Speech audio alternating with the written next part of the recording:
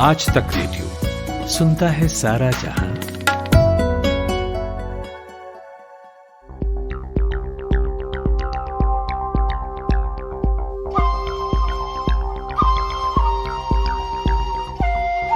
भारत सरकार जो है चीनी ऐप को लेकर थोड़ी सख्त है आजकल।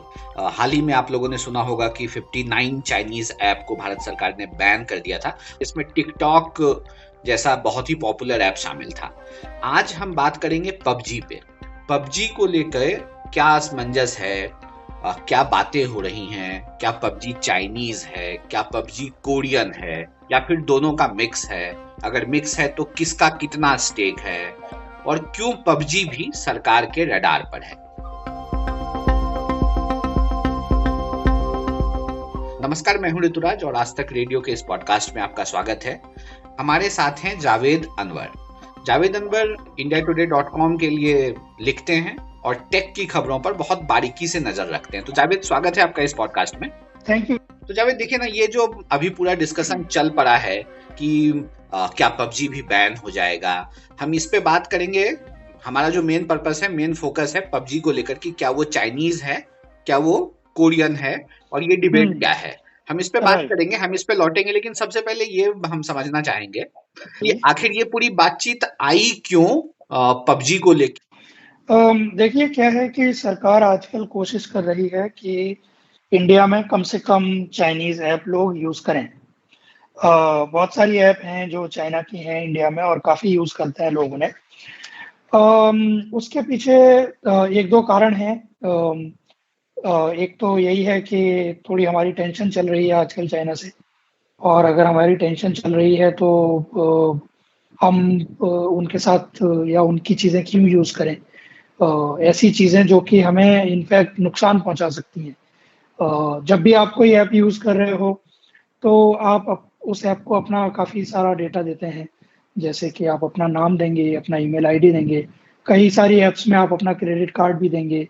तो ये सारी जो इन्फॉर्मेशन है ये पहुंचती है मतलब चाइनीज कंपनीज के पास। उसके बाद वो कंपनियां उसको यूज़ करते हैं अपने बिजनेस में। तो हम ऐसी ऐप क्यों यूज़ करें जिससे कि कोई कंट्री ऐसी है जिसके साथ हमारा संबंध अच्छे नहीं हैं और उस कंट्री को अगर कोई फ़ायदा पहुंच रहा है हम लोगों से, तो बात बराबर की होनी चाहिए। अगर हम उन्हें कुछ फ़ायदा दे रहे हैं तो वो भी हमें कुछ फ़ायदा दें, तब तो बात ठीक है, लेकिन यहाँ ऐसी चीज़ नज़र नहीं आती। तो गवर्नमेंट का यही है कि थोड़ा चाइनीज़ ऐप्स पे कम रिलाई करें अगर इंडियन यूज़र्स, तो अच्छा होगा। तो एक तो रीज़न ये है। दूसरा रीज़न प्राइवेसी का है। क्या होता है कि चाइनीज़ ऐप्स, जो चाइनीज़ कंपनी है चाइना में, वो जो भी उनके पास डेटा होता है, चाहे वो चाइना का डेटा हो, चाहे इंडिया का हो, या फिर यूनाइटेड स्टेट्स का हो, या यूरोप का हो, वहाँ की गवर्नमेंट वो डेटा ले सकती है और चाइनीज़ कंपनी से। तो इसलिए पूरी दुनिया में ये बात चल रही है कि जो चाइनीज़ ऐप्स हैं और वो जो ये सब डेटा कलेक्ट कर रहे हैं, जैसे कि अमेरिका में भी बात चल रही है कि भाई वहाँ पे भी टिकटॉक बैन कर देना चाहिए क्या। वहाँ भी कुछ लोग बोल रहे हैं कि टिकटॉक बैन कर दीजिए। क्यों? क्योंकि बहुत सारा डेटा कलेक्ट करते हैं अमेरिकन से, और उसके बाद पोटेंशियली वो डेटा चाइनीज़ गवर्नमेंट के पास जा सकता है। और वो 2017 का जो चाइना का लॉ है, जो वो बात ही करती है किसी भी कंपनी को कि अगर ये सिक्योरिटी का मैटर है तो आपको देना ही पड़ेगा। ऑप्शंस नहीं होता उनके पास। ऑप्शंस नहीं है उसमें। कंपनीज, कई सारी कंपनीज बोलती हैं कि हम उसको डिफरेंट तरह से डील करते हैं और हम वो डेटा नहीं देते हैं, बट वो ट्रांसपेरेंसी इतनी ज़्यादा अभी नहीं है। और अगर कोई भी कंपनी या कोई भी ऐप चाइना से आ रही है तो थोड़ा सा आपको ये ख्याल रखना चाहिए कि आपका डेटा सेफ एंड सिक्योर नहीं होगा। उम्मीद आपको ये रखनी चाहिए कि 100% सिक्योर नहीं हो सकता। ये तो पूरा बज़ था। ये आखिर आया कैसे? गवर्नमेंट अभी जो नई वाली लिस्ट है, पहले 59 ऐप्स बंद हुए, फिर दोबारा से बैन करना पड़ा क्योंकि कुछ ऐप नाम बदलकर और कुछ चेंजेस के साथ वापस आ गए थे। और अब 275 ऐप्स जो हैं उसकी लिस्टिंग की खबर आ रही है कि सरकार ने लिस्ट बनाई है इन ऐप्स की। इसमें पबजी का नाम आया और इसके बाद ये पूरा डिबेट चल पड़ा कि पबजी चाइनीज है, या कोरियन नहीं। है। देखिए, ये जो डिबेट है कि पबजी चाइनीज है या नहीं, ये बहुत सिंपल है। मतलब एक तरह से देखें तो काफी सिंपल है और दूसरी तरफ से देखें तो थोड़ा कॉम्प्लिकेटेड भी है। तो मैं दोनों एंगल समझा देता हूँ। सिंपल ये है कि जो पबजी डेस्कटॉप वाला गेम है, कंप्यूटर वाला गेम है, वो पूरी तरह से कोरियन है। एक कोरियन कंपनी ने बनाया था, जो है प्लेयर अननोन गॉर्डन करके एक डेवलपर है। तो वो डेवलपर ने बनाया और उसके बाद वो एक उन्होंने अपनी कंपनी जो है छोटी सी फॉर्म की उसके लिए पूरा मिलजुल के, और वो कंप्यूटर गेम जो है पबजी पहले लॉन्च हुआ। अब क्योंकि वो गेम काफी पॉपुलर हो गया, तो उसके बाद ये हुआ कि उसका मोबाइल वर्जन भी लॉन्च होना चाहिए। तो मोबाइल वर्जन के लिए एक चाइनीज कंपनी है टेंसेंट। टेंसेंट का नाम हो सकता है आपने सुना होगा। ये टेंसेंट वीचैट जो ऐप है उसके पीछे भी ये कंपनी है, काफी बड़ी चाइनीज कंपनी है, इनके और बहुत बहुत सारे इंडिया में ऐप्स हैं। बहुत सारा इन्वेस्टमेंट है इनका बड़ी बड़ी हाँ कंपनियों में। हाँ हाँ, इंडिया में इनका बहुत सारा इन्वेस्टमेंट है और इनके काफी बड़े ऐप्स हैं, स्पेशली चाइना में तो बहुत ही बड़े बड़े ऐप्स हैं। तो ये उनके पास काफी पैसा है। तो उन्होंने क्या किया कि उन्हें लगा कि पबजी काफी पॉपुलर हो रहा है, तो इसको पूरी दुनिया में लोगों के पास पहुंचना चाहिए पबजी को। अब वो पहुंचेगा कैसे? उसके लिए डिस्ट्रीब्यूशन करना पड़ेगा। जो कोरियन कंपनी है, दैट कंपनी वो थोड़ी सी छोटी कंपनी है, तो उनके पास इतना रिसोर्स नहीं है, पैसा नहीं है, रीच नहीं है कि वो उसको एक्सपेंड कर पाते। तो वहां पे ये टेंसेंट ने क्या किया कि टेंसेंट ने इन्वेस्ट किया उसमें, जो ओरिजिनल पबजी कंपनी है, और जो मोबाइल गेम है पबजी मोबाइल, उसके सारे राइट्स, रेवेन्यू, डिस्ट्रीब्यूशन, मार्केटिंग, वो सारे राइट्स पबजी ने ले लिए। तो अगर आप पबजी खेल रहे हैं कंप्यूटर पे, तब तो आप कोरियन कंपनी का गेम खेल रहे हैं, और अगर आप पबजी खेल रहे हैं मोबाइल फोन पे, तब आप खेल रहे हैं चाइनीज कंपनी का गेम। मतलब इसको डेवलप मोबाइल के लिए जो डेवलप किया उसको एक वो चाइनीज कंपनी ने डेवलप किया ये जिसका हाँ नाम जी, टेंसेंट है। हाँ। तो उन्होंने बेसिकली आईपी, जो इंटेलेक्चुअल प्रॉपर्टी है, वो इंटेलेक्चुअल प्रॉपर्टी कोरियन कंपनी की है। मतलब गेम कैसा होगा, गेम में कौन से हथियार होंगे, और गेम प्ले कैसा होगा, तो वो सारी चीजें इंटेलेक्चुअल प्रॉपर्टी का पार्ट है। तो वो सब जो है, बेसिक जो इंग्रेडिएंट्स हैं वो कोरियन कंपनी के हैं, बट वो सारे इंग्रेडिएंट्स लेके जो गेम डेवलप किया, उसके बाद मोबाइल्स तक पहुंचाया, अभी जो अपडेट्स आते हैं सारे, वो सब चीजें टेंसेंट की तरफ से होती हैं। मालिकाना हक कौन रखता है? जैसे मान लीजिए एक लाइन में समझना चाहे कि मालिक चाइनीज कंपनी है, कोरियन कंपनी है, या दोनों का मिक्स है कि कुछ परसेंटेज चाइनीज कंपनी के पास है, मेजर जो है वो कोरियन के पास है, या इसका उल्टा? मैं ये बोलूंगा कि अभी जो सिचुएशन है, उस सिचुएशन के हिसाब से जो मोबाइल ऐप है पबजी की, उसका मालिकाना हक चाइनीज कंपनी के पास है। क्यों? क्योंकि अगर आप गूगल प्ले स्टोर पे जाएंगे और वहां देखेंगे कि ये गूगल को किसने दिया ये गेम प्ले स्टोर पे डालने के लिए, तो वो आपको नाम दिखेगा टेंसेंट का, वो चाइनीज कंपनी का नाम दिखेगा, वहां पे कोरियन कंपनी का नाम नहीं है।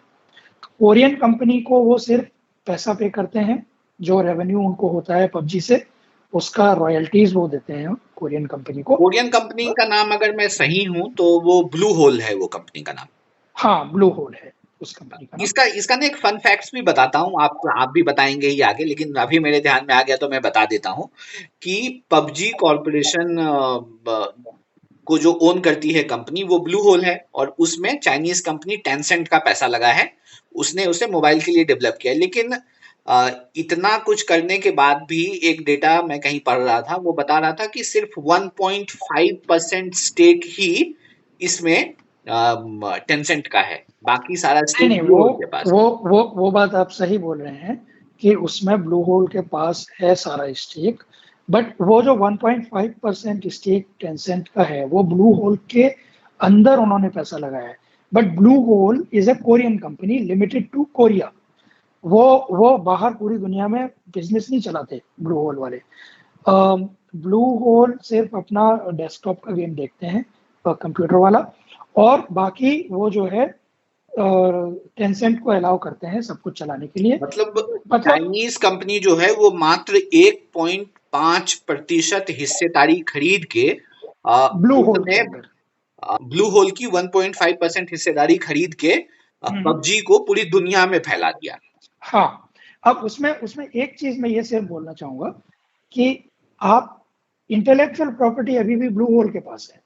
इसका मतलब ये हुआ कि ब्लू होल कभी भी जब भी चाहे टेंसेंट को ये बोल सकता है कि भाई ऐसा है, अब आप हट जाइए यहाँ से, अब सारा कुछ हम करेंगे, और वो अपने हिसाब से अपना पूरा दुनिया में रेवेन्यू, मार्केटिंग, डिस्ट्रीब्यूशन जो भी करना चाहें वो कर सकते हैं।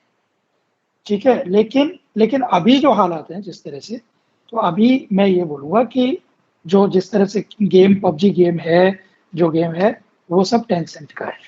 जब चाइनीज कंपनी ने पबजी को मोबाइल के लिए डेवलप किया तो वो चाइना में ही उसे लॉन्च नहीं कर पाए क्योंकि वहां के कुछ सेंसरशिप नियम हैं ऐसे, जिसके कारण हाँ वो उसे खुद ही लॉन्च नहीं कर पाए और बाद में उसमें बदलाव करना पड़ा उन्हें अपनी हाँ जी, कंट्री हाँ के जी, लिए हाँ जी। खुद ही।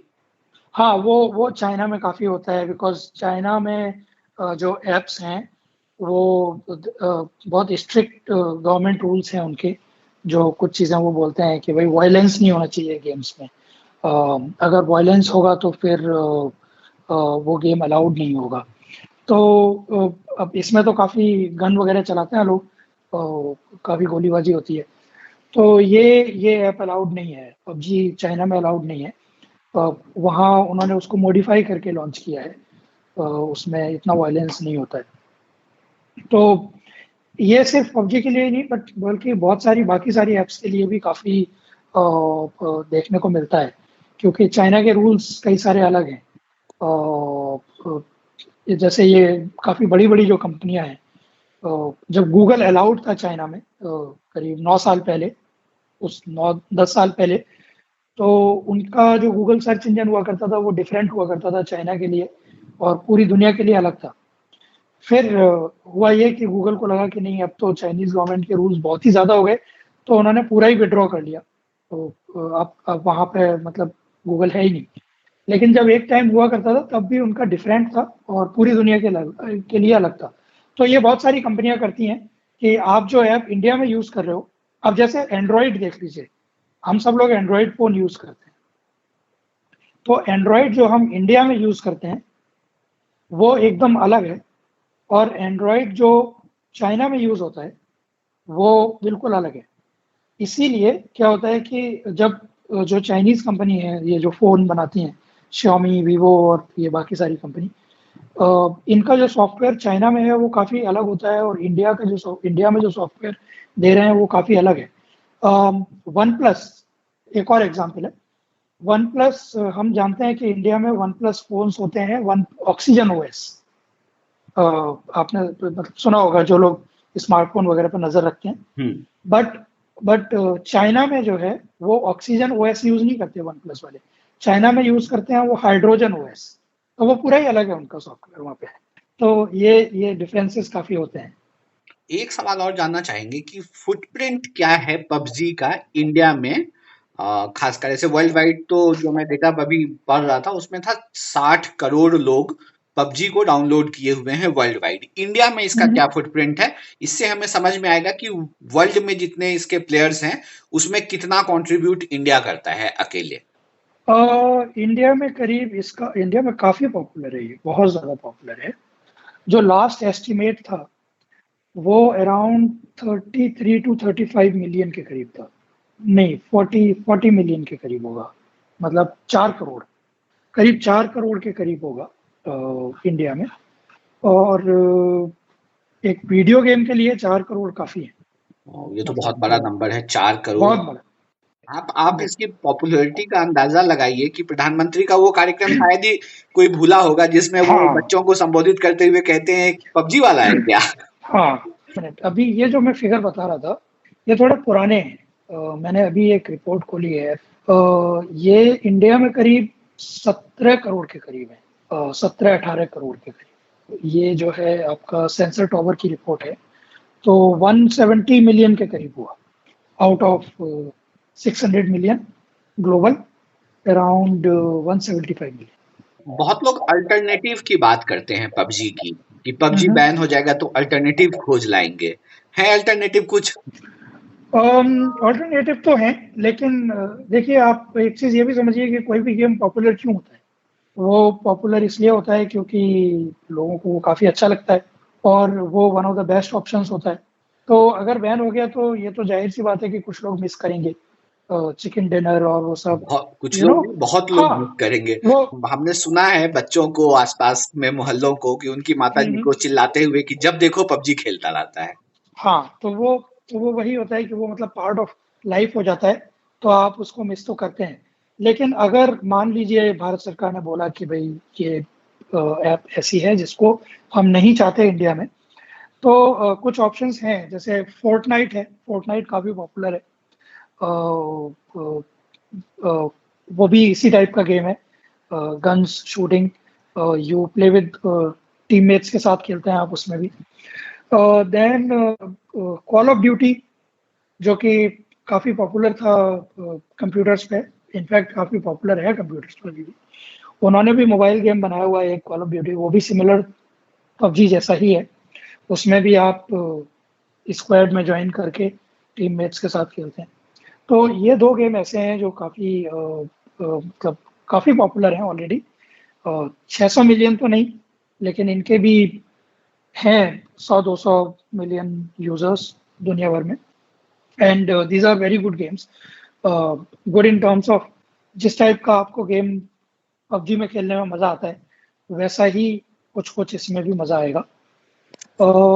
एक घरेना करके गेम है, वो काफ़ी पॉपुलर हो रहा है, स्पेशली ये तो आपका Thailand and Philippines and all these south Asian countries में काफ़ी पॉपुलर है वो गेम।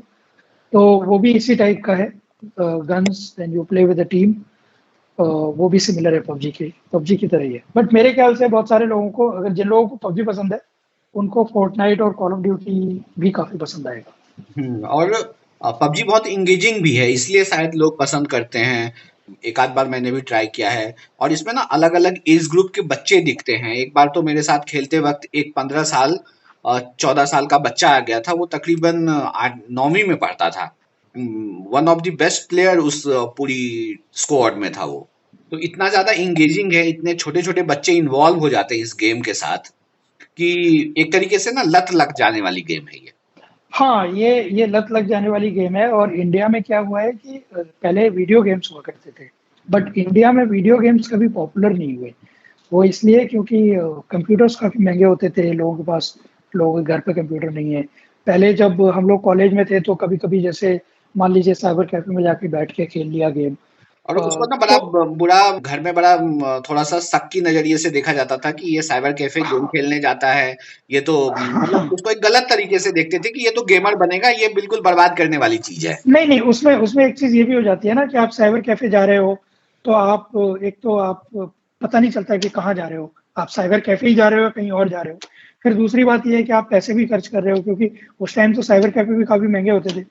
अब क्या है कि आजकल हर किसी के पास फ़ोन है, क्योंकि हर किसी के पास फ़ोन है, फिर उसके बाद पबजी टाइप के ऐप्स आ गए, तो लोग तुरंत अपना खेलने लगते हैं। तो काफ़ी मतलब इसलिए ये हुआ क्या है कि जो पहले जो वीडियो गेम वाला जो लत था, वो पूरा सबको नहीं लग पाया। क्यों? क्योंकि कंप्यूटर नहीं है, कॉस्ट। नेटवर्क नेटवर्क नहीं है, कॉस्ट हाई है।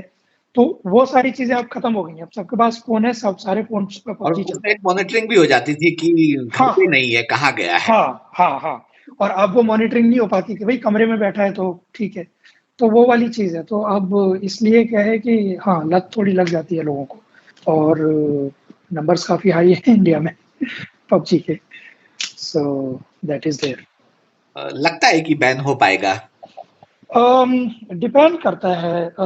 देखिए थोड़ा-सा कॉम्प्लिकेशन तो है ही। इंडियन गवर्नमेंट क्या है कि they are going after Chinese apps. Chinese apps जो थोड़ा-सा मतलब स्पेशली ज़्यादा जो बिज़नेस कर रहे हैं इंडिया में, या जिनके इंडियन यूज़र्स बहुत ज़्यादा हैं। क्योंकि देखिए होता क्या है, business is a two way thing.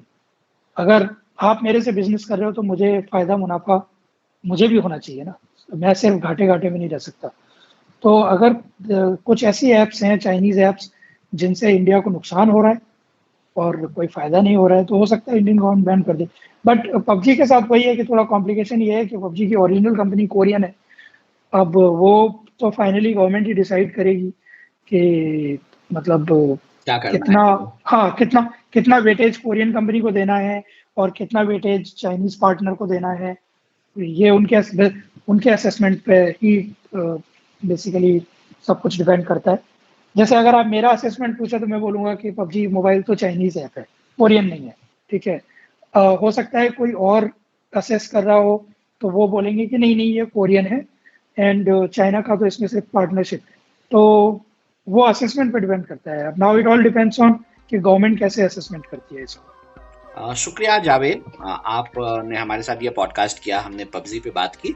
और जब जब इस तरह की चीज़ें, पॉपुलर चीज़ें टेक से जुड़ी हुई खबरों में रहेगी, हम आपके पास लौटेंगे और फिर हम एक इसी तरीके से बातचीत करेंगे और बातचीत के जरिए लोगों तक जो जरूरी जानकारियां पहुंचनी चाहिए वो पहुंचाएंगे। बहुत बहुत शुक्रिया आपका हमारे साथ जुड़ने के लिए और इस पॉडकास्ट के लिए।